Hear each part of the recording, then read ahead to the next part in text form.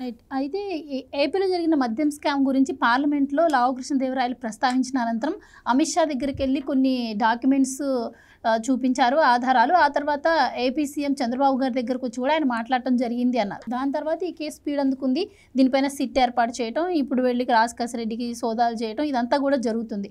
So Chandrababu గారు రాష్ట్రం పరంగా చర్యలు తీసుకోవటం అయితే మరి కనిపిస్తున్న నేపథ్యంలో ముఖ్యంగా ఆ రోజు లావు గారు ఇంకొక మాట కూడా అంటాం జరిగింది. సునీల్ రెడ్డి అనే వ్యక్తి కొన్ని వేల కోట్లు దేశం దాటించారు అంటే. సో మనీ లాండరింగ్ కూడా జరిగింది అని చెప్పి ఆ రోజుతో ప్రూవ్ అయింది. మరి దీంట్లో సిబిఐ ఈడీ కూడా ఎంటర్ అయ్యే అవకాశం ఉందంటారా, ఇప్పట్లో ఆ అవకాశం లేదంటారా? అంటే ఒక మాట ముందు చెప్పుకోవాలి. భారతదేశం వైపు చూస్తే శంబల్లోయ బందిపోటు దొంగలు బాగా ఫేమస్ అన్నమాట. శంబల్లోయ బందిపోటు దొంగలు. ఇప్పుడు పులివెందల సీమ గజ దొంగలు ముఠ. చంబల్లోయ గజ దొంగల కంటే ప్రమాదకారులైనటువంటి గజ దొంగలు అన్నమాట. వాళ్ళు ధనాన్ని దోచుకొని పోయేవాళ్ళు, హత్యలు చేసేవాళ్ళు కాదు. వీళ్ళు ధనంతో పాటు హత్యలు కూడా చేయటం ఆరంభించారు. అంటే కాస్త చదువుకున్నాం కదా అని చెప్పి దోచిన సంపదని రియల్ ఎస్టేట్లో, సినిమాల్లో, విదేశాల్లో, దుబాయ్లో ఇది తీగలాగుతూ ఉంటే నేను డే 1 నుంచి చెప్తూ ఉన్నా, 3,000 కోట్ల స్కామ్ కాదు, 31,500 కోట్ల రూపాయల స్కాము అని నేను డే 1 నుంచి మొత్తుకుంటున్నా. ద ఫస్ట్ లేవనెత్తింది నేనే. దీన్ని ఎలా దోచేశారని కూడా చెప్పా, లెక్కలతో సహా గణాంకాలతో సహా వినిపించా, గళమై వినిపించా. కానీ కూటమి ప్రభుత్వం ఏం చేస్తుందంటే తెలివిగా ఇక్కడ ఒక సిట్ అంటే సిఐడి, క్రైమ్ ఇన్వెస్టిగేషన్ డిపార్ట్మెంటు ఒక స్పెషల్ ఇన్వెస్టిగేషన్ టాస్క్ ఫోర్స్ని ఏర్పాటు చేసి 50 మంది అధికారులను క్యాట్ చేసి ఇప్పుడు దర్యాప్తు ఆరంభించారు. వాళ్ళు సుప్రీంకోర్టు దాకా బానిస్తున్నారు. సుప్రీంకోర్టు ఏం చెప్పద్ది, రాజ్యాంగబద్ధంగా ఏం చెప్పద్ది, అసలు ఎలా చర్యలు తీసుకోమని చెప్పద్ది. పత్రాలు కోర్టుల ముందు పెడుతున్నారు. కోర్టుల ముందు పెట్టి అరెస్ట్ వారెంట్లు తెచ్చుకొని వీళ్ళ మీద లుక్అవుట్ నోటీసులు ఇలా జారీ చేసి చట్టబద్ధ పాలన అంటే ఇదేనమాట. దొరకంగానే ఎత్తి జగన్మోహన్ రెడ్డి లాగా జైల్లో పెట్టడంలో కూటమి ప్రభుత్వం ఏం చేస్తుందంటే ముందు మర్యాదగా నోటీస్ ఇస్తుంది. మార్చి 28, 29 2 నోటీసులు ఇచ్చారు. రావయ్యా విచారణకి అన్ను. నువ్వు ఎందుకు భయపడుతున్నావు? నువ్వు దోపిడీ చేయలేదు, నీతిమంతుడు అయితే విచారానికి పోవచ్చుగా. తర్వాత ఏప్రిల్ 5వ తేదీ ఒక నోటీస్ ఇచ్చి ఏప్రిల్ 9వ తేదీన విచారణకు రమ్మన్నారు. 3వసారి నోటీస్ ఇచ్చారు. 3 సార్లు నోటీస్ ఇచ్చినాక కూడా నువ్వు విచారణకు పోలేదంటే దాని అర్థం ఏమని? నువ్వు గుమ్మడికాయల దొంగ ఎవడన్నంటూ భుజాలు తోడుకున్నట్టు తెలిపింది. దేనికి సలహాదారుడిగా పనిచేసినావు? ఐటీకి సలహాదారుడిగా ఉండి లిక్కర్తో నీకేం పని? అదే చెప్పు. సార్ నేను రాష్ట్ర ప్రభుత్వానికి ఐటీ సలహాదారుడిగా పనిచేసినాను, రాష్ట్రంలో జిల్లాకు ఒక ఐటీ కంపెనీ తెచ్చినాను, రాష్ట్రంలో ఐటీ చదువుకున్న ప్రతి ఓడికి ఉద్యోగాలు ఇప్పించినాను, లిక్కర్కి నాకేం సంబంధం సార్ అని చెప్పిపోయి. ఇప్పుడు ఐటీ సలహాదారుడు చేయాల్సిన నియమ నిబంధనల పని వృత్తి ధర్మం ఏంది? ఐటీ కంపెనీలు తెచ్చి విశాఖపట్నంలోను, తిరుపతిలోను, అనంతపురంలోను, కడపలోను యాడో జిల్లా కోడ్ తెచ్చిపెట్టి ఉద్యోగాలు కల్పించాల్సిన పాత్ర చేయాల్సినటువంటి ఈ కసిరెడ్డి రాజశేఖర్ రెడ్డి అనబడేటటువంటి వ్యక్తి ఎక్కడ జగన్మోహన్ రెడ్డికి ఎలా పరిచయం అనేది తెలియాలి కదా. ఇతను ఏంటంటే పీకే టీంలో పనిచేసేవాడు, ప్రశాంత్ కిషోర్ టీంలో పనిచేసేవాడు. అక్కడి నుంచి పరిచయాలు ఏర్పాటు చేసుకొని ఈ బ్లాక్ మనీని దేశ సరిహద్దులు ఎలా దాటించాలా, దాన్ని మళ్ళీ రిటర్న్ బ్యాక్ భారతదేశం ఎలా తేలా. ఇప్పుడు పిఎంఎల్ఏ యాక్ట్ కింద, preventive of medicine money laundering act కింద వీళ్ళు ఇరుక్కుంటారు. కాబట్టి వీళ్ళ జీవితాంతం జైల్లో నుంచి ఇంకా బయటికి రారు. ఆ విషయం కసిరెడ్డి రాజశేఖర రెడ్డికి తెలుసు. కొంత స్వదేశంలో దాచిపెట్టారు, కొంత విదేశీలో దాచిపెట్టారు.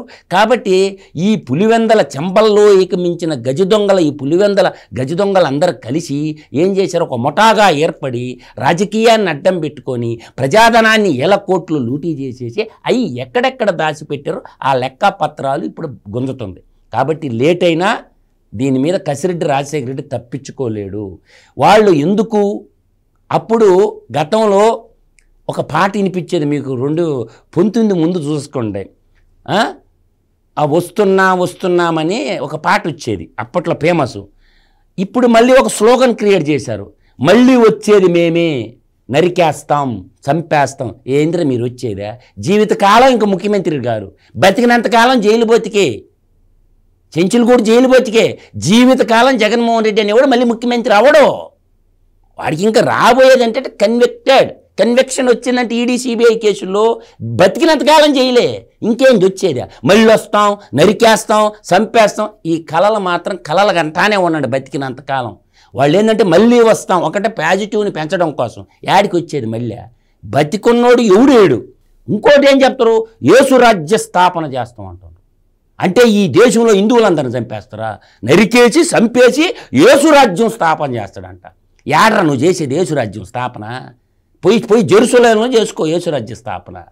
అంటే యేసురాజ్యం స్థాపన చేస్తానంటున్నాడు. కాబట్టి ఇది ఉడకనే పప్పులు ఉడకనే అనుకోండి. ఇవాళ అదేమంటే కులం కార్డు ప్రయోగిస్తూ ఉన్నాడు.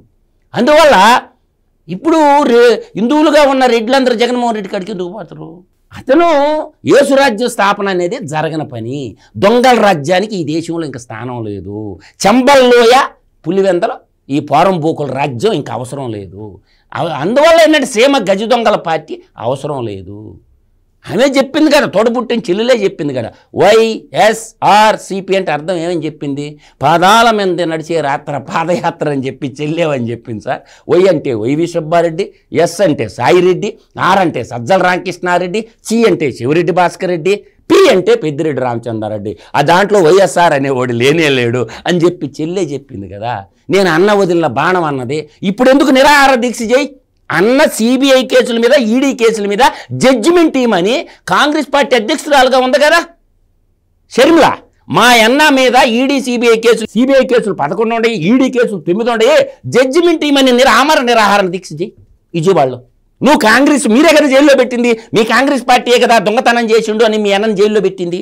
కాబట్టి నువ్వు చేయి. ఏ అన్నచ్చాక భయం వేస్తుందమ్మా. మీ వదిన 574 కోట్లు ప్రజాధనాన్ని లూటీ చేసింది కదా. సాక్షి పేపర్ని అడ్డం పెట్టుకుని 574 కోట్లు ధర్నా చేయి. మా వదిన మీద కేసు బుక్ చేయండి. సాక్షి పేపర్ మీద, జగతి పబ్లికేషన్ మీద కేసు బుక్ చేయండి. ధర్నా ఎందుకు చేయటం లేదమ్మా? 574 కోట్లు పబ్లిక్ మనీ ఒక పేపర్ అడ్డం పెట్టుకొని మీ కుటుంబం దోసేసింది కదా. ఏమమ్మా సరిమలమ్మ ధర్నా చేయి. ఎందుకు మాట్లాడటం లేదా? నేను కాంగ్రెస్ పార్టీకి అధ్యక్షురాలని అంటుంది కదా. మీ కాంగ్రెస్ పార్టీ జైల్లో పెట్టింది. ఆ 11 సిబిఐ కేసుల మీద, 9 ఈడీ కేసుల మీద జడ్జిమెంట్ టీమని కృష్ణానదిలో ధర్నా చేయి. 574 కోట్లు ప్రజాధనం ఎందుకు లూటీ చేసినావు అన్నా అని చెల్లిగా ధర్మంగా ధర్నా చేయమ్మా. అంటే మీ కుటుంబం లూటీ చేయటం మాట్లాడదా? ఎందుకు మాట్లాడదు శర్మిల? దేనికి మాట్లాడదు? ఆమె కాంగ్రెస్ పార్టీ అధ్యక్షురాలు కాబట్టి అడుగుతున్నా నేను. ఊరికి అట్టుకోవటం వల్ల ప్రజలు ముఖ్యంగా సార్. ముందు ప్రజా ఆస్తిని కొల్లగొట్టింది. వ్యక్తిగత ఆస్తులు పక్కన పెట్టండి. మీరు ఏడన్నా సావండి, ఏ ఏట్లో దూకన్నా సావండి, ఏ గంగలోనన్నా మునగండి, మాకు అనవసరం. ఇది ప్రజాధనం లూటీ చేసింది కదా. దాని మీద ఒక పార్టీ అధ్యక్షురాలుగా ఉండవు కాబట్టి నువ్వు ఎందుకు మాట్లాడవు? 574 కోట్లు నీ జగతి పబ్లికేషన్, నీ ఇందిరా టెలివిజన్ ప్రజాధనాన్ని లూటీ చేసింది కాబట్టి ధర్నా చేయమని అడుగుతున్నా.